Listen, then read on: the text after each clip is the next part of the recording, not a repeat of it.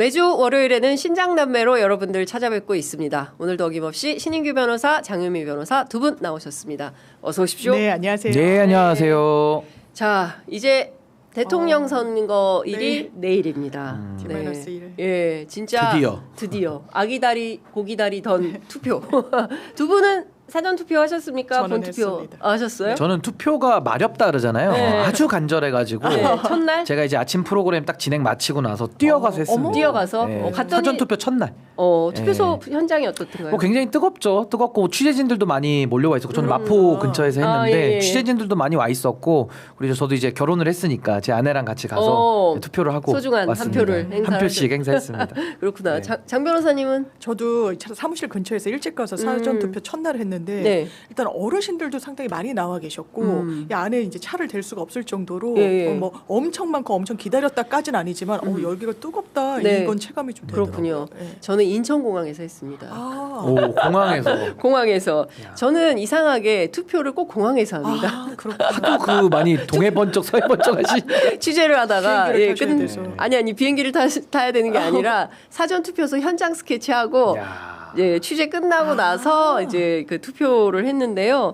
투표소 안에도 취재 편의점 애청자분들이 너무 많은 거예요. 그 투표 사무원들 있잖아요. 관리하시는 분들. 너무 반가워하셔가지고 저도 너무 반갑고 진짜 도처에 저희 취재 편의점 애청자분들이 계시구나. 제가 그래서 큰 힘을 얻고 돌아왔습니다. 아마 편의점 때문에 위로를 많이 받으셨을 거예요. 지난 그 내란 국면에서 많이 힘드셨을 텐데 그래도 이제 선거 저는 내란의 진압이라는 게 윤석열 파면은 시작이고 끝은 압도적인 정권 교체. 그러고 나서 한 1, 2년 더 가야 이게 아마 뿌리가 뽑힐 거라고 저는 보거든요. 그러니까 아직도 가야 할 길은 좀 멀지만 그래도 아주 중요한 부분까지 우리 국민들의 힘에 의해서 잘 넘어왔다. 그런 생각이 듭니다. 그리고 이번 탄핵은 특히나 레거시나 검찰에 의지하지 않고 정말 뉴미디어와 국민들의 힘만으로 얻어낸 결과이기 때문에 저는 그 성과의 의미가 더 크다. 그렇게 봅니다. 그렇습니다. 저는 그 이번에 이제 이재명 후보가 주말 사이에 인터뷰를 쭉 했는데요.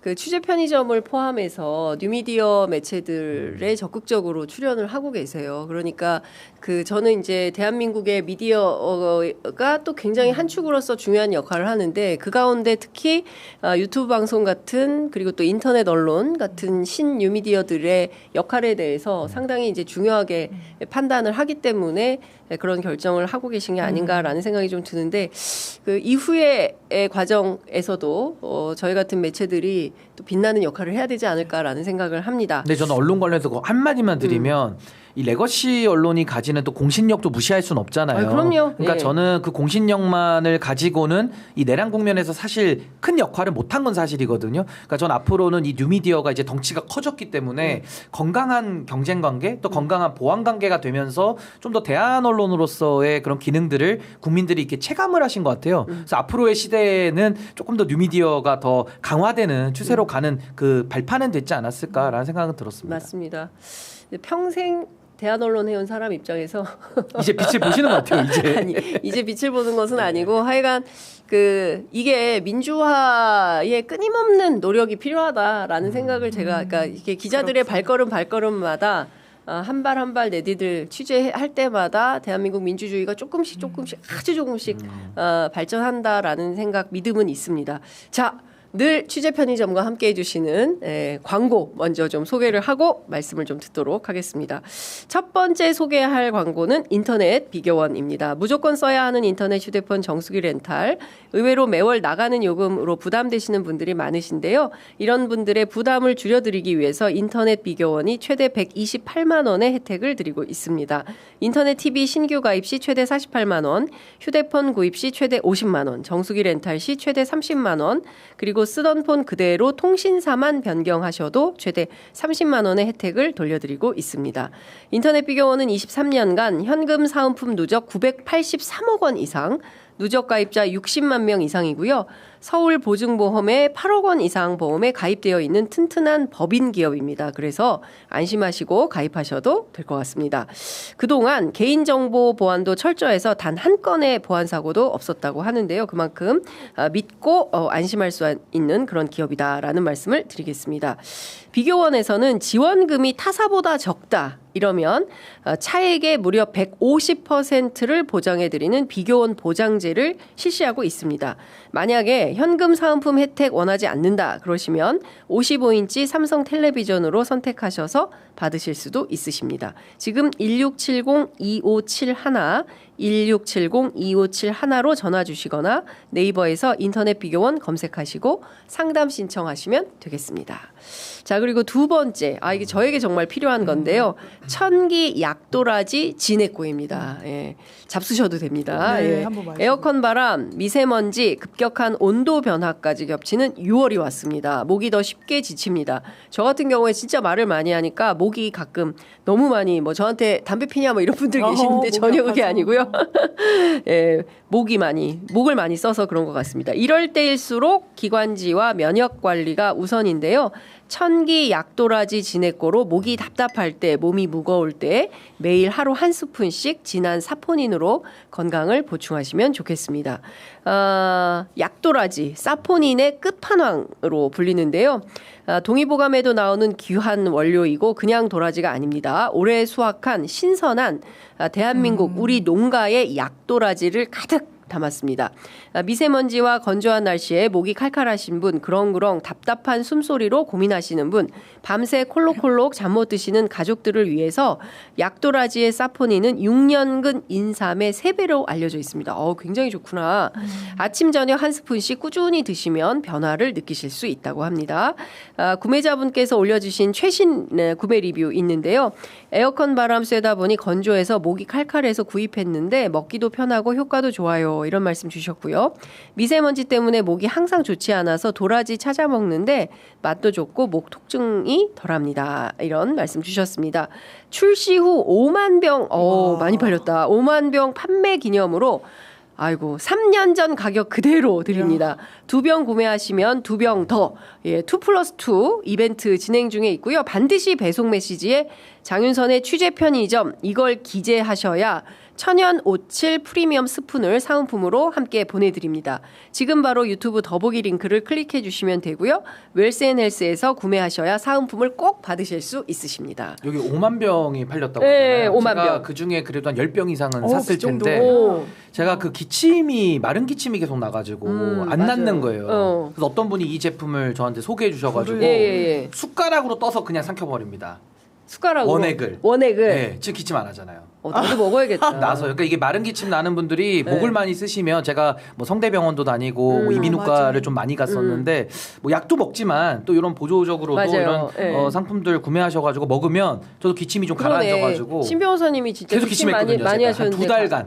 네, 근데 이거 가라앉았네. 원액을 그냥 먹어버렸어요. 원액을 10병. 물에 타지 않고 저 원액으로 10병 다이렉트. 원액으로 그냥 딱. 먹고 물 한번 딱 삼키고 상남자 스타일. 네, 상남자- 세게 갔습니다. 이게 안 상남자 났으니까. 스타일이네. 안 났으니까요. 예.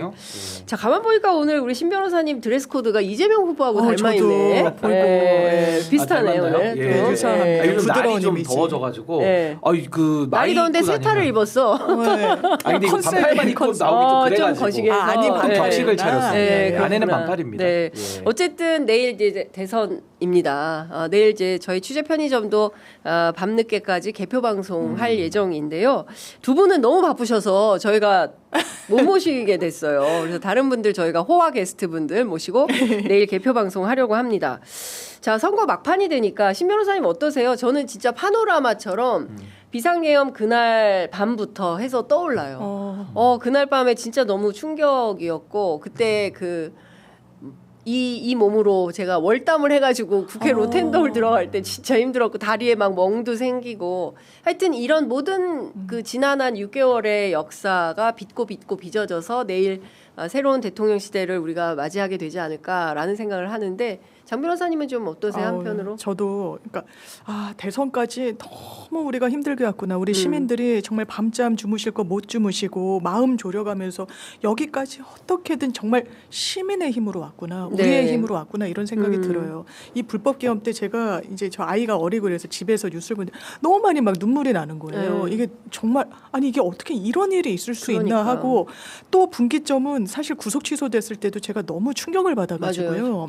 저희 아이가 되게 어린데도 제가 이렇게 낙담해서 뉴스를 보면 엄마 왜 그래요? 윤석열 구속 취소돼서 그래요?라고 얘기할 정도. 초등학교 저학년이에요. 그러니까 이게 되게 애기가. 참담하다는 생각이 들었어요. 그런데 여기까지 왔고 이제는 새 시대의 문을 우리가 열 수 있게 됐다. 네. 근데도 전혀 변하지 않고 오히려 더 그쪽으로 극우 쪽으로 저벅저벅 걸어 들어가는 전 진영을 보고 그냥 진영 논리, 당리당 이 정치하는 사람들한테 과연 대한민국이 있나? 우리 국민들이 머릿속에 자리 잡고 있나? 헌법에 대해서는 고민이 있나? 저는 이거는 단죄 플러스 평가가 정말 절실한 선거다. 우리 모두 뭐 대세가 됐겠지, 뭐 누군가 되겠지 이게 아니라 진짜 한 표를 이제 행사해야 되는 선거인 것 같습니다. 그렇습니다. 그런데 그런 간절함들이 모이는 것 같아요. 그러니까 제가 오늘 조간신문 이렇게 보니까 별로 레거시가 별로 다루는 게 없어요. 그냥 그렇지 않습니까? 눈에 띄는 뉴스가 별로 많지가 않아요. 그러니까 선거가 사실은 뭐 막 쟁점이 생기고 상대방에 대한 비방도 지난주까지였던 것 같고 대체로 다 일단락되었다. 저는 이런 느낌을 받는데 신 변호사님 어떠세요? 우선은 저는 지난 6개월 동안에 좀 눈물을 한 2번 흘렸던 것 같아요. 첫 번째가 12.3 계엄 충격 이후에 그 탄핵이 의결됐을 때 제가 국회 앞에서 중계방송을 저도 하고 있었는데 그 부스에 앉아서 좀 좁지만 바깥에는 우리 시민분들이 응원봉을 다 들고 계시고 그때 맞아요. 한번 그 탄핵 표결이 불성립됐다가 한 주 뒤에 이제 있었던 표결이었는데 204표로 가결이 됐을 때 정말 눈물을 많이 흘렸고요. 네. 두 번째가 이제 파면 인용됐을 때 이게 아마 이제 4월 4일일 겁니다. 제가 결혼을 4월 5일에 했으니까 맞아요. 제 결혼식 하루 전날 맞아요. 이제 파면 결정 인용 결정이 나왔는데 그때도 참 뭐 힘들었겠지만은 여러 가지 뭐 감동의 그런 눈물이 있었고 아마 이제 내일 선거날 개표를 다 마치고 나면 이제 마지막 좀 기쁨의 그런 눈물을 좀 흘리지 않을까 싶을 정도로 저는 개인적으로 좀 마음고생을 좀 했던 것 같아요. 지난 윤석열 정권 취임하고 나서 한 39개월 정도 지났더라고요. 3년 3개월의 시간이 지났는데 저는 이 정부를 만들 당시에는 제가 국민의힘 소속이었기 맞아요. 때문에 저는 그 원죄나 책임 그 무겁게 제가 인식을 하고 지금까지 활동을 해왔기 때문에 뭐 앞으로도 마찬가지고요. 그 국민들께 진 빚과 그 부채를 제가 뭐 갚을 수는 없지만 그래도 제 나름대로 노력하는 모습으로 임하겠다라는 거를 뼈저리게 제가 새기는 그 고통의 좀 시간이었고 하나 긍정적인 거를 말씀드리자면 이 기득권 권력의 민낯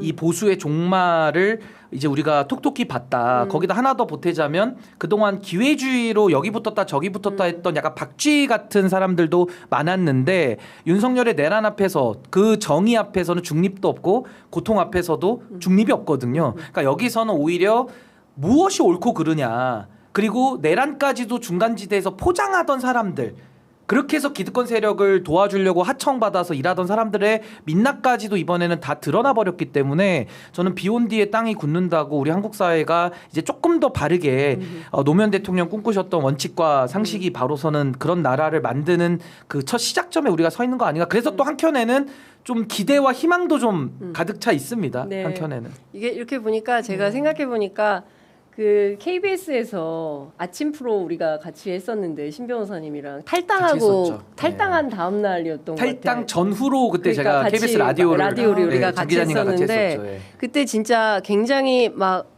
엄청나게 고통스러워했던 윤석열 정권의 행태에 대해서 굉장히 고통스러워하다가 마지못해 탈당하고 이제 새로운 보수의 길로 가겠다라고 선언했던 그때 장면이 이렇게 쓱 지나가네. 저도 그때가 갑자기 좀 떠오르기도 하고, 네. 그러니까 저는 확실합니다. 지금 민주당이 중도 보수 확장론을 잘 쓰고 있는데 저는 매우 동의하는 입장이고요. 저는 이제 대한민국의 보수는 재건할 게 아니라 저는 창건이 필요하다고 생각합니다. 그러니까 보수 재건론자들은 아직도 국민의힘이나 저 개혁신당 쪽에 많이 있어요. 네. 저는 그분들이 이걸 할 수가 없고 보수를 새롭게 창건하는데 뭐 저 같은 사람도 힘을 보태고 또 민주당도 지금 확장을 하고 있으니까요. 네. 여러 가지 노력들이 모인다면 대한민국이 이제는 좀 건강한 정치 문화 또 정치 발전을 가져올 수 있지 않을까. 그래서 저는 이 내란을 물론 뼈 아프고 다시는 이 땅에 이런 일이 있어서는 안 되는데 네. 그걸 명확하게 하고 앞으로 그럼 우리가 어떤 길로 나아가느냐 아마 거기에 대한 고민도 좀 같이 해야 되지 않을까 맞습니다. 싶습니다. 그러니까 신 변호사님처럼 이제 젊은 정치인들이 앞으로 대한민국의 미래를 어떻게 써갈 건지에 대해서 진짜 진지한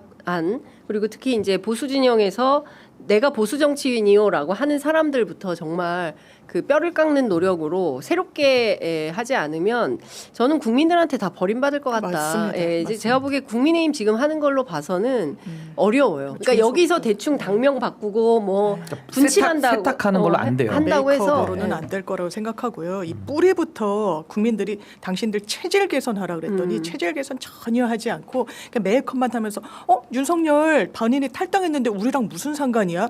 야 너네 당론이었잖아. 윤석열 탄핵에 반대했잖아. 지금 바꿀게. 이게 무슨 장난치는 행태입니까? 네. 아주 표변하면서 그것도 겉에만 싹 바꿔내면서 국민들한테 저희 바뀌었죠? 저희 이렇게 달라졌어요라고 거짓말하는 이 행태. 저는 정말 이 당 존속도 안 될 거예요. 지금 보세요. 김용태 의원이 그나마 그 국민 앞에서 저는 장난쳤다고 생각하는데 그것도 당론도 바꾸겠다 했더니 무슨 소리냐고 또 친윤계들이 저격을 하고 윤상현 의원이 바로 맞습니다. 얘기했습니다. 윤석열 탄핵 반대 당론 철회 당의 뿌리를 흔들고 있다. 그러니까요. 이게 민낯이에요. 이게 국민의힘의 민낯이에요. 국민들은 탄핵은 정당했고 심지어 보수층도 탄핵은 했어야 됐고 계엄은 불법이다. 내란이다라고 생각하는 비중이 상당히 높음에도 불구하고 아닌데 잘했는데 계엄도 탄핵도 다 이 부분과 관련해서 국민들과는 완전히 다른 이야기를 하면서 어떻게 정치결사체라고 얘기를 합니까? 이거는 이익 집단이에요. 이해 공동체예요. 예. 근데 저는 사과라는 게요. 사과는 사과를 주장하는 사람, 그러니까 소위 말해서 가해를 한 사람, 그 사람이 사과를 하잖아요. 사과의 진정성은 가해자가 판단하는 게 아니고 피해를 입은 쪽에서 저 사과가 진정하다 아니다를 판단을 하는 거거든요. 근데 지금 국민의힘은 사과의 주체인데 그러니까 네. 가해자의 쪽에 서서 사과를 해야 될 책임을 갖고 있는 사람들인데 본인들이 막 진정하다고 막 우겨요. 저도 방송 나가가지고 보수 패널들하고 이렇게 그쪽 당에 있는 분들하고 얘기를 해보면 뭐 잘했다는 거예요. 뭐 윤석열 나갔고 우리는 선 걷고 뭐 이제부터 새 시작하니까 사과했는데 뭘 자꾸 우기냐. 일본하고 똑같습니다. 일본이 그동안의 역사에 대해서 얼마나 사과 많이 했습니까? 근데 사과하고 뒤에서 늘 뒤통수 치잖아요. 이걸 이제 북한식의 그 화전 양면 전술이라고 늘 부르는데 앞에서 웃지만 뒤에서 찌르는 거거든요. 그러니까 이런 식의 사과를 윤석열이가 보여준 게 개사과잖아요. 그러니까 개사과식으로 자꾸 해가지고는 더 철퇴를 맞을 뿐이고 진정한 사과는 어디서 시작되느냐. 참회, 반성, 깨닫고 돌이키는 겁니다. 거기까지 가려면 국민들이 야 이제 사과 그만해라. 이제 그만해. 사과 더 필요 없어. 이때가 진정성 있는 사과지. 내가 다 해놓고 내가 진심인데 왜 안 받아들이냐고 폭력적으로 나오면은 그거 개사과죠. 예. 국민들이 다 분별합니다. 그러니까 윤상현 의원처럼 국민들은 1년 뒤면은 다 잊어버려. 예. 물론 그런 면도 뭐 없지 않아 있을 수 있어요. 국민들께서 뭐 여러 가지 이슈들이 많으니까 다 팔로우업은 할 수 없는데 그걸 이용하는 정치인들이 나쁜 거죠. 그래서 저는 국민들 무시하는 이런 정치인들 이 내란 사태만큼은 우리가 평생 잊을 수 없고 기억해야만 한다. 저 그렇게 봅니다. 그러니까 또 이제 이번 대선 끝나면 서로 이제 내탓 공방하면서 또 싹 메이크업 해가지고 맞아요. 분칠해가지고 새 단장에서 우리 지금부터 새롭게 한다라고 주장을 할 텐데 국민들이 이번에는 안 속는다라는 겁니다. 이제 이런 방식으로 정치를 온전하려고 하면 그것 자체에 대해서 이제 철퇴를 맞을 수밖에 없다라는 생각이 좀 드는데 개사가 지겹다. 개사과 지겹다. 개사과가 계속 나와요. 이 기만적 사과 있죠. 지겨워요. 이제는 해도 이거 또 쇼하네. 그냥 국민들이 쇼하네. 혀를 끌끌끌 차지. 언제까지 이렇게 정말 참 국민 우습게 하는 정치를 할 겁니까? 이제 더 이상 국민들이 못 참습니다. 이제는. 근데 막판에 막 여러 가지 변수들이 막 이제 그 국민의힘 또는 이제 이준석 후보의 입을 통해서 막 터져 나왔잖아요. 특히 그 3차 토론에 관련된 후폭풍은 지금 엄청나게 큰 상황입니다. 신 변호사님이 지난주 금요일에 이준석 후보 5시 20분 기자회견 예측한 영상이 막 화제가 되고 있다 그러던데 깜짝 놀랐네 진짜. 어떻게 이렇게 다 아니 내 머릿속에 이준석이네. 완전 빙의 된 빙의. 제가 가장 모욕적이었던 말은 네가 대신 써준 거 아니냐. 신인규 대피설까지 나와가지고 신인규 제가 대피설. 저를 아시는 분들은 어떻게 그런 말씀. 근데 이제 그 정도로까지 표현하시는 분들이 계셔서 제가 재밌게 들었는데 사실 좀 사실관계를 말씀드리면 아니 지난 27일이죠. 방송에 나와서 그것도 대선 주자라는 사람이 전 국민이 보는 앞에서 거의 바바리맨 수준의 행태를 보인 겁니다. 그러면 그 행위에 대한 책임, 그리고 행위에 대한 반성, 깨달음이 있어야 되는데 그게 안 보이는 거예요. 제가 거기서 그냥 원래 기대도 없었지만 정말 제가 참을 수 없는 분노를 느꼈는데 또 그 이후로도 기자회견을 거의 1일 기자회견 하듯이 계속 말장난으로 이어가길래 그날 금요일인데 또 기자회견을 한다는 거예요. 그래서 그날도 제가 오전 내내 방송을 하다가 오후에 이제 홍사훈 쇼를 나갔는데 기자회견이 5시 20분에 한다는 겁니다. 근데 홍사훈 쇼가 4시에 하잖아요. 네. 그래서 4시에 하니까 제가 한 1시간 남았는데 무슨 얘기할지를 내가 미리 한번 써보겠다. 그래서 기자님들이 혹시 이 방송 보시면 어차피 이준석 후보의 그 말장난은 알고리즘 읽히니까 제 방송 보고 미리 기사 써놓으시면 네. 속보 낼 수 있다. 그래서 제가 예언을 쭉 했던 거죠. 네. 근데 이제 그게 뭐 100%는 아니고 거의 그냥 흐름을 좀 맞춰가지고 아니 순서가 맞아가지고 YS 대통령 그러니까요. 얘기할 거라는 거를 어떻게 알았어요? 이제 이준석 후보의 뇌구조가 이제 제 눈에는 보이기 때문에 오. 그 YS 서사를 탈취하려는 시도를 할 것이다. 왜냐하면 노무현 대통령 서사를 예. 지속적으로 탈취해 왔거든요. 예, 예. 그러니까 제가 그 서사의 연장선에서 아마 민주당에서 제명 얘기도 나오고 하니까 그 모티브를 또 YS로부터 가져올 것이고 그 YS 대통령이 신군부에 의해 가지고 가택연금 됐을 때 군인들 앞에 세워놓고 혼내는 장면이 있어요. 맞아요. 민주주의의 길에 대해서 설명하면서 전두환이가 와도 내 마음과 양심을 빼앗을 수 없다. 그 명언하는 게 또 촬영이 돼서 우리가 많이 봤던 영상인데 이준석 후보가 계엄 때도 담 안 넘었잖아요. 네. 그 시끄러 임마 했던 그 영상에도 앞부분을 보면 그 하급 직원들 경찰들한테 막 화를 내면서 거의 욕설 비슷하게 뭐 위 상관들을 뭐 비읍 시옷이라고 지칭을 하면서 막 욕설도 섞어서 발언을 해요. 그래서 너무 둘이 다른데, 그러니까 YS의 표현과 메시지가 이준석이라는 정치인과 너무 다른데 역시 이거 끌어다 쓸 것이다. 남의 논에 있는 물을 끌어다 쓰듯이. 제 논에다가. 네, 그래서 대듯이. 제가 그걸 가지고 YS 언급하고 그 다음에 노무현 대통령으로 해서 마무리를 할 것이다 했는데. 순서까지 똑같이 해버리니까 제가 오히려 대민하겠냐고. 네가 써줬지. 그런데 저보고 저 교회 다니는데 전 봐달라는 사람이 있어요. 제가 저는 기도를 해드릴게요. 제가. 예. 그래서 제가 예. 저한테 뭐 자꾸 로또 번호 알려달라는 사람도 있고 그 정도야. 뭐 자꾸 이렇게 얘기하시니까 그 곤란하다. 예. 전 선을 긋습니다. 예. 예, 좀 선을 긋습니다. 예. 로또 번호 아니, 저 몰라요. 로또 안 해요. 저는 잘 몰라요. 로또도 안 저는. 한다. 아니, 저한테 번호 물어보지 마세요. 저 잘 예. 모르니까. 아니 근데 이런 거예요.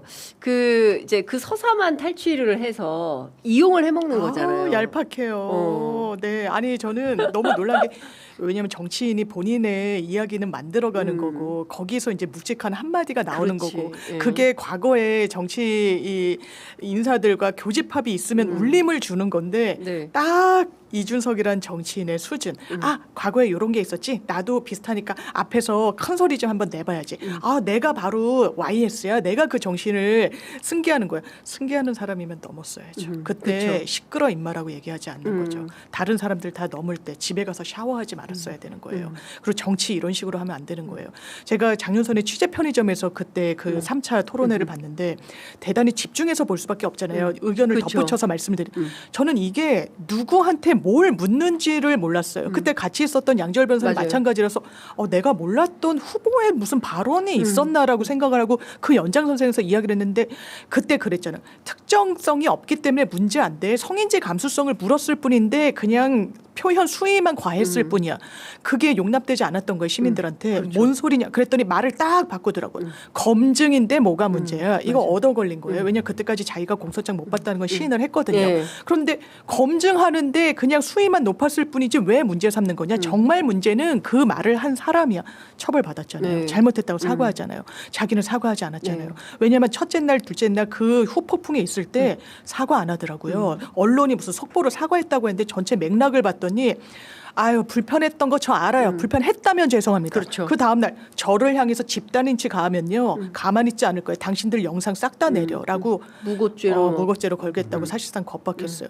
그리고 밀리고 밀려서 마지막 날 사과를 누구한테 합니까? 당원한테 하는 거예요. 탈당 러시다 뭐다 실망했다는 당원들이 있으니까 쫀 거죠. 그냥 본인이 이런 행태를 하는 걸 국민들이 모를 거라고 생각한다. 그러면서 노무현 정신 운운하고 당모가지를 비틀어도 새벽에 온다라는 민주화 유신 때 그러면서 유신을 딱 덮어씌워요. 민주당이 되면 유신이다. 나를 제명한다. 아니요. 그래서 제가 입법 발의한 그 징계안 올린 의원들 명단을 봤어요. 21명. 대표 발의는 진보당이더라고요. 민주당 의원 4명 이름 올렸고 거의 대부분이 뭐 예. 조국혁신당 그런 다른 당들이더라고요. 그러니까 이런 데 되게 능하구나. 교활하구나. 근데 이제 시민들이 그걸 알아버렸구나. 네. 이런 생각이 많이 아니 근데 들었어요. 이준석 후보의 논리를 제가 그대로 적용을 해볼게요. 안 비틀고. 네. 저는 안 비틀고. 바퀴벌레가 나와가지고 에프킬라 뿌리면은 바퀴벌레에 대한 보복입니까?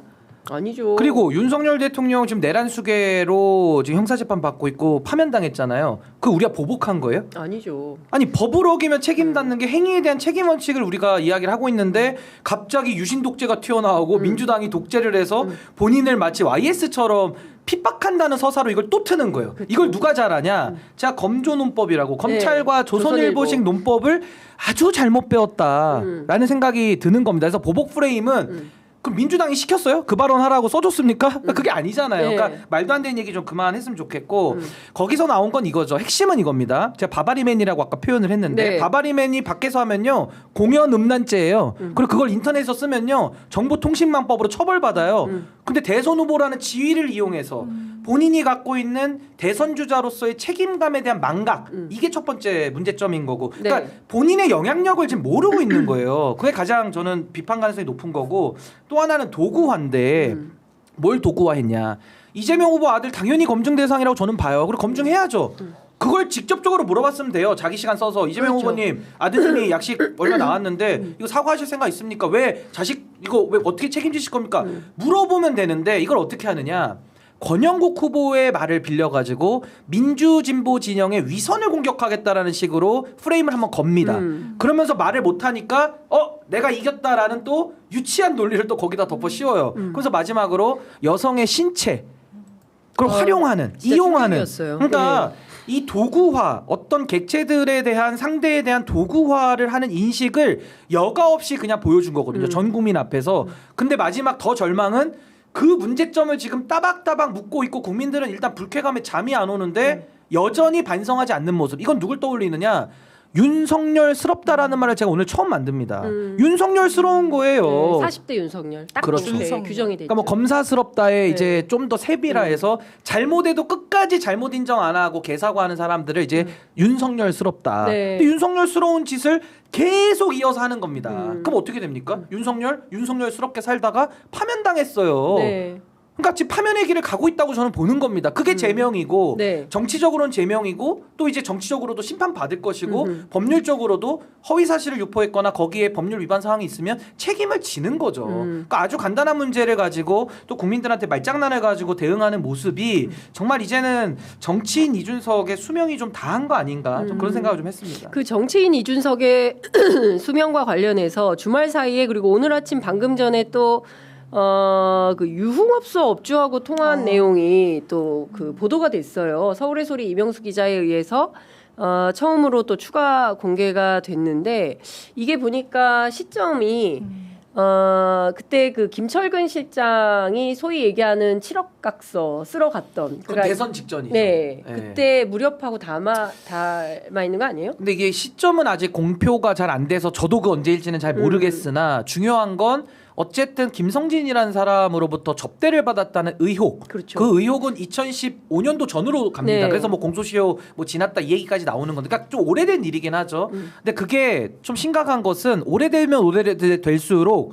이준석 후보는 나이가 젊기 때문에 정말 어린 시절, 그러니까 청년 시절에 그런 일을 했다라는 게 또 돼버려요. 그렇죠. 그러니까 이거 굉장히 심각해지는 거죠. 그래서 그 부분은 좀 따져봐야 될 것 같고 여기 핵심은 뭐냐면 이준석 후보는 그동안에 이 소위 말하는 성접대 의혹에 대해서 계속 부인해 왔거든요. 네, 그런 사실 인정한 없죠. 적이 없어요. 계속 부인해 왔습니다. 그러면 한쪽에서는 접대했다 그러고 한쪽에서는 안 받았다 그러거든요. 근데 진실은 하나잖아요. 네. 진실은 하나죠. 두 개일 수가 없으니까. 근데 지금 녹취 나오는 걸 보면 이 녹취를 이제 19분짜리인데 제가 이걸 다 들어봤거든요. 네. 그 접대를 했다라고 하는 사람이 이제 장이사라고 나옵니다. 장이사가 이준석 후보에게 당시 신분은 뭔지 모르지만 이름은 의원님이라고 불러요. 예. 그러니까 의원님이라는 것은 아마 이준석 후보가 총선을 많이 나갔으니까 뭐 의원이 될 걸로 예상하고 미리 그렇게 호칭을 했겠습니다만은 어찌 됐든 이준석 후보에 대해서 자주 도와달라 그럽니다. 도와달라고 하면서 본인들과 과거에 있었던 그 은밀한 성접대를 연상시키는 그런 의혹들에 대해서 이야기를 이제 뉘앙스적으로 하는 거죠. 네. 근데 결국 여기서 핵심은 뭐냐면 이준석 후보가 성접대를 안 받았고 그 사람과 무관하면 그런 사람이 전화가 와도 그냥 끊어버리면 되는데 19분을 통화하면서 쩔쩔쩔쩔 매고 있거든요. 그러니까 되게 쩔쩔매더라고요. 쩔쩔쩔쩔 예. 매고 있고 오히려 장 이사님의 말씀은 다 진실이라는 얘기까지 해버려요. 그 안에서. 그러니까 여기에 대해서는 저는 그렇게 봅니다. 법정의 시간은 유한하지만 국민의 법정은 영원한 거거든요. 네. 그래서 저는 국민의 검증대 위에 이 사안도 이제는 올릴 수밖에 없는 물증이 나온 거 아니냐. 본인의 목소리가 나오니까요. 이 검증 대상으로 봐야 될 것 같습니다. 네. 근데 사실은 뭐 대선 복판이기 때문에 어쨌든 검증 차원에서라도 기자들은 당연히 이거를 보도를 할 수밖에 없는 네. 것이고 여러 매체에서 이제 추가 취재를 하고 있기 때문에 근데 저는 그 자체가 너무 놀랐어요. 그러니까 소위 얘기하는 그 유흥업소 관계자하고 정치인이 막 쩔쩔매면서 통화하는 그 자체가 이게 뭐가 있어서 그런 거 완전히 아닌가라는 인상을 그냥 속된 말로 코끼어 보이는 거예요. 왜냐하면 어. 우리가 이준석이라는 이 정치인의 화법을 알잖아요. 네. 대중들 앞에 설 때 상대편을 공격할 때 아주 그 고압적이면서 자신만만한. 근데 그 통화 내용을 저는 다 듣지 못했습니다만 대단히 저자세요. 선생님 말씀이 다 맞다라고 그럽니다. 이거는 완전히 가불관계에서 을에 있을 때 뭔가 본인의 왜냐하면 이해관계에 되게 저는 밝은 사람이라는 생각이 들어요. 이 게임처럼 이렇게 하면 내가 득점 포인트가 되고 이거는 나한테 불리하겠다. 이 전체판에서 그러니까 얼토당토않게 세대포이론 이런 게 나오는 거예요. 기계적으로 공학적으로 접근하니까 이런 삶을 산 사람인데 그 구도 속에서 내가 지금 꼬리를 낮춰야 되겠다. 내가 저자세를 취해야 이 사람 심기를 거스르지 않는다라는 게 드러나요. 그럼 왜 그랬겠습니까? 접대를 받았다는 그 정황들 네. 본인은 이 부분 경찰에서 사실상 아마 보도 내용에 따르면 그렇죠. 혐의는 좀 짙은데 이게 시효가 7년이라서 좀 지난 측면이 있다. 그런데 이제 무고 이슈가 있어요. 본인이 자초한 거예요. 이것도 가로세로 연구소에서 이거 무고다. 너네 무고했다. 근데 무고는 별도잖아요. 시효가 지나지도 않았고요. 네. 그러니까 정말 성접대가 없는데 다른 곳들에서 이거를 제기한 건지 아니면 있는 그 맥락에서 한 건지에 따라서 무고에서 가려내야 되는 거예요. 그리고 이게 그냥 무고에서 끝나나요? 개인 이슈가 아니잖아요. 왜 이 사람이 접대를 받았으니까 얼굴마담을 한 거예요. 거기서 돈을 다 하면서 무슨 창조 경제니 뭐니 하면서 박근혜 키드로 맞아요. 박근혜 전 대통령이 그때 그 김성진 아이카이스트 그렇습니다. 대표인가요? 같이 해가지고 막 현장에도 직접 가고 가기도 그러잖아요. 했었어요. 예. 대통령이 가기도 했어요. 그런 돈을 투자할 김성진 회사에 여분의 돈이 있는 박근혜 사람들은 어머 이거 되는 사업이구나. 이 매개체는 바로 이과 출신이라면서요. 네. 본인이 공대 출신이라면서요. 그러니까 이거는 대박이겠다라는 생각을 본인이 신호를 준 거예요. 그래서 본인도 그걸 알기 때문에 접대를 받았던 거 아닙니까? 받았다면. 네. 그 부분과 관련해서 이제는 해명해 본인은 그랬잖아요. 가족 문제는 연자제라면서요. 그래서 본인 가족 건들지 말라면서요. 이미 가족 건드렸잖아요. 저 그럴 수 있다고 봐요. 그런데 이거는 본인의 문제예요. 대통령이 되겠다고 하는 사람의 문제예요. 왜 함구합니까? 왜 기자가 옆에 가서 묻고 질문 던지면 압박 넣고 답변하지 않고 왜 윤석열스럽게 도어 스태핑에서 보여줬던 그런 꼰대스러운 모습을 청년 정치를 내건 사람이 왜 보여줍니까? 정정당당하면 본인이 얘기해야죠. 수사도 받고 왜 남들은 본인만 왜 거기에 진공 상태가 돼야 됩니까? 이제는 그러니까 이제는 이준석의 시간이다. 답변의 시간이고 수사의 시간이다. 그러니까 네. 저는요 그 김철근 전 이제 현 총장이지만 네. 당시에는 뭐 정무실장인가 막 그랬던 것 같은데 정무실장. 하여튼 그분이 받았던 그 각서가 이제 의아했다라는 건데 그것만 갖고 우리가 뭐라고 하기가 좀 네. 어렵죠. 근데 이번에는 본인 목소리가 나와서 그 장의사와의 그 쩔쩔매는 모습이 네. 나오고 있기 때문에 여기에 대해서 이제 언론이 물을 수밖에 없다. 그렇습니다. 전 이렇게 보고요. 이제 뭐가 문제가 될 거냐면 이준석 후보의 정치 역정을 보면 2022년도에 사실은 이 성상납 성접대 혐의에 대해서 그게 포함된 사실 윤리 개최가 하나의 이슈였어요. 당시에 뭐 여러 건들이 맞습니다. 섞여 있고 윤석열과의 권력투쟁 단계에서 뭐 여러 위법 사항들이 섞여 있기는 한데 당시에 이것도 한 꼭지로 네. 나왔던 거거든요. 그때 명태균 씨가 김건희 씨에게 연락해봐라라고 했던 그 사안, 네. 그것과 그 하나와 최근에 무고에 대해서도 지금 무혐의가 난 부분 거기에 대해서도 사실 이게 그 칠불사 관련해 가지고 여러 의혹 나올 때에 네. 이거 뭐 김건희가 봐주면서 서로 뭐 언론에서 김건희 대변인 역할 해주고 좀 서로 짠 거 아니야라는 의구심이 있었거든요. 그러니까 전 이 부분을 이제는 파헤쳐야 될 것 같아요. 그러니까 무혐의로 덮어준 부분에 대해서 누가 외력을 쓴 건 아닌지. 네. 왜냐하면 이렇게 명징한 사실관계가 나오고 이거 경찰이 몰랐을까요? 거기 보면 자술서 이런 거 지금 다 나오던데요. 김성진이 접대했다라는 네네네. 게 다 나와 있어요. 근데 맞아요. 이걸 알면서도 덮었다라는 것은 수사가 잘못된 거죠. 그럼 그거를 덮어준 경찰이나 검찰까지도 이거 수사 대상이 된다. 그렇죠. 김건희도 수사 대상이 된다. 그래서 저는 일파만파 커질 겁니다. 근데 핵심은 그거예요. 무고죄도 거짓말로 나를 걸었는데 왜 거냐라고 하면서 무고를 건 거기 때문에 결국에는 이 성접대에 대한 진실 여부가 지금 제가 말씀드린 징계 부분과 무고를 덮어준 부분에 있어서 결국에는 연동된 사실관계 얘기란 말입니다. 그래서 저는 요 부분 덮어준 부분이 이제 진상 규명이 돼야 되고 이준석 후보 그 녹취록 19분짜리 들어보시면요 정말 공손하거든요. 근데 전 그걸 들으면서 제가 화가 났던 게 아니 장의사 앞에서는 책이 잡혔든 뭐가 잡혔든 공손할 수 있는데 공손한 사람인데 왜 이번에 본인의 그 바바리맨 발언에 대해서는 왜 국민 앞에서는 불손한 거예요? 왜 장의사 앞에서만큼의 10분의 1도 왜 공손함을 안 보입니까? 전 그 부분에서 화가 나더라고요. 네.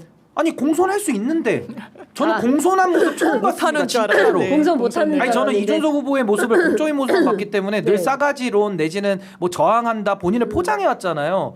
근데 국민 앞에서는 불손하게 하면서 장의사 앞에서는 너무 투마치라 그러죠. 투마치 공손하니까 공손이야? 이거는 좀 너무 이율배반적인 거 아닌가라는 거에 저는 좀 위선적으로 느껴지더라고요. 그래서 아마 그 영상이 지금 조회수가 한 9만에서 10만 지금 가고 있는 것 같은데 이 영상이 퍼지면 퍼질수록 이준석 후보는 더 답을 해야 될 의문과 네. 책임이 더 커질 것이다. 저 그렇게 일단 봅니다. 사실관계 말씀드리면 비대위원이어서 위원. 의원이 아니라 그래서 다른 위원, 의원 위원. 섞여서 들려요. 예, 위원이라고 아. 했던 거고요. 그리고 말씀 주신 대로 이 성접대 의혹과 관련해서 수사무마 이슈까지 만약에 이제 그 사실로 드러난다고 한다면 이건 엄청난 큰 스캔들 파문이 되는 겁니다. 그래서 그 부분은 아마도 이번 대선이 끝난 다음에 수많은 기자들이 취재를 할 걸로 보이고 그리고 칠불사와 관련해서는 명태균 씨도 공개할 게 또 있다고 네. 이미 예고가 된 그날에 바가 있었던 있어요. 거. 네, 잠을 그날 홍매와 심은 날. 홍매와 심은 날. 3월 아마 1일이 새벽이니까 2월 28일 그때 맞아요. 거죠, 아마. 2월 28일 밤에. 네. 근데 그때 있었던 이슈들이 어떤 건지에 대해서 또 나올 수도 있을 것 같고요. 근데 중요한 것은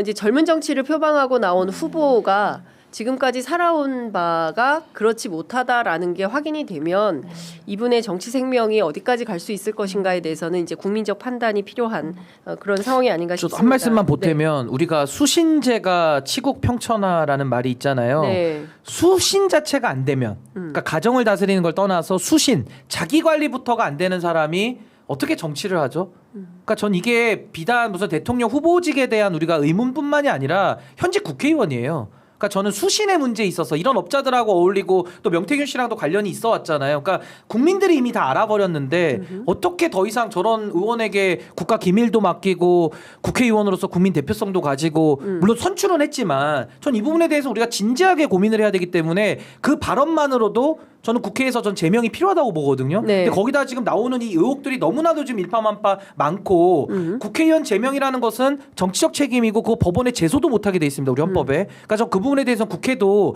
자정의 노력이라는 것을 이제 국민 앞에 보일 때가 되지 않았나.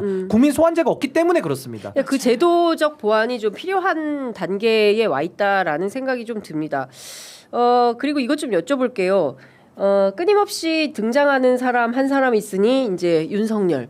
막판에 정광훈 집회에 이제 드디어 나타나서 네. 한 표 호소를 했는데 이 도움이 안 된다는 사실을 알면서도 끊임없이 이렇게 나타나고 또 박근혜 전 대통령도 나타났어요. 오늘은 부산 범어사, 울산 태화강, 진주 중앙시장 뭐 이렇게 돌아다니면서 사실상 김문수 후보 선거 캠페인을 한다는 것이고 이명박 전 대통령도 오늘 청계천을 직접 방문해서 한 표를 호소할 것 같아요. 이게 전직 대통령이 지금 다 나오고 있어요. 네. 탄핵당한 박근혜 그러니까요. 그리고 감옥 갔던 이명박, 김문수 후보에게 도움이 될까요? 아우 전 도움 절대 안 된다고 생각하고요. 그러니까 김용태 비대위원장 얘기하대로 썩 꺼지라고 얘기하죠. 썩 꺼져라. 얼씬도 하지 마라. 거의 예. 무슨 악기를 쫓듯이 얘기를 하는 거예요. 혼신의 예. 힘을 다해서 예. 망조가 들게 생겼거든요. 이 대선이 왜 치러집니까? 윤석열 씨 때문에 치러지는 거예요. 국민들이 이 사회적 비용을 왜 감당해야 됩니까? 윤석열 씨 때문에 그런 거예요. 그런데 김문수를 몰아줘라? 아 그러면 이런 공식이 성립하는 거예요. 김문수를 뽑으면 윤석열을 뽑는 거구나. 김문수가 되면 윤석열이 상황 노릇하겠구나. 김문수를 뽑으면 윤석열, 김건희 수사는 답보 상태겠구나. 안 되겠구나. 대한민국 정의는 그 순간 거기서 멈추겠구나. 박근혜 전 대통령도요. 탄핵당한 대통령입니다. 국민들과 관련해서 본인의 언제적에는 선거의 여왕이라는 타이틀이 있었지만 제한적이라는 게 그 이후에 선거에서 다 확인이 됐어요. 이거 김문수 후보한테 도움이 됩니까? 절대로 되지 않는다. 그런데도 그냥 집토끼라도 잡아서 나중에 당권이라도 기득권이라도 유지하는 데 도움된다면 우리는 그 길을 간다. 그렇게 하면 해석이 되는 거예요. 이 행보는. 네. 어쨌든 뭐 어떻게 보세요? 아니 그러니까 파면이라는 단어의 무게감을 여전히 국민의힘이 모르고 있고 여전히 정신 못 차렸다라는 생각이 들고요.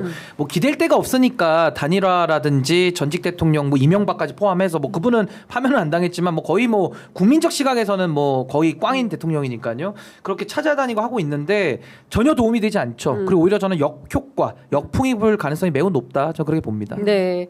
자, 오늘 마지막 유세가 펼쳐집니다. 이제 여의도 공원을 선택했어요. 이재명 후보 같은 경우에는. 그리고 김문수 후보는 서울시청 앞 광장, 그리고 이준석 후보는 대구에서 또 공식 선거 운동을 마무리한다고 합니다. 각 후보의 선택에 어떤 의미와 메시지가 있다고 보세요? 저는 이 마지막 휴일은 이재명 후보가 안동 그리고 또 어려운 험지에서 네, 했잖아요. 부산. 처음 끝을 같이 네. 좀 이제 하는 부분, 그냥 본인의 태를 묻고 본인의 선산이 있는 곳에 한번 눈길을 좀 주십사 하는 건 정말 간절한 호소의 연장선상이라고 느껴지고요. 처음에 빛의 혁명이 광화문에서 포문을 열었고 마지막은 많은 직장인들이 정말 생업에 최선을 다하면서 사시는 성실한 시민분들의 어떤 상징성이 있는 여의도라는 공간, 대단히 많은 회사들이 있잖아요. 거기서 우리가 그 뜻과 마음을 받들어서 정치하겠다라는 마침표를 찍는다는 점, 물론 뭐 김문수 후보도 서울 뭐 광장에서 하고 뭐 같은 맥락이 있겠습니다만, 또 보면 서울과 수도권에서 이긴 후보가 역대 대선에서 다 승리를 해왔고, 지난 대선에서 서울에서 민주당이 좀 이례적으로 고전을 면치 못했던 측면도 있어서 끝까지 최선을 다하겠다라는 메시지가 녹아져 있는 것 같습니다. 어떻게 보세요? 저는 이번 대선은요, 사실 시작과 동시에 끝난 거였습니다. 그 이유는 뭐냐면 이미 전선 자체를 수도권도 아니고요, 충청도 아니고요, TK에 이재명 후보가 치고 들어갔거든요. 맞아요. 그러니까 거의 사실상 코너에 몰면서부터 선거운동을 시작했기 때문에 어제까지만 해도 주말에 이재명 후보가 또 TK 지역 찾고 또 영남 지역에 호소를 하지 않았습니까? 민주당은 끝까지 확장 전략을 쓰고 있습니다. 그거 아마 국민들이 저는 평가를 하실 거라고 보고요.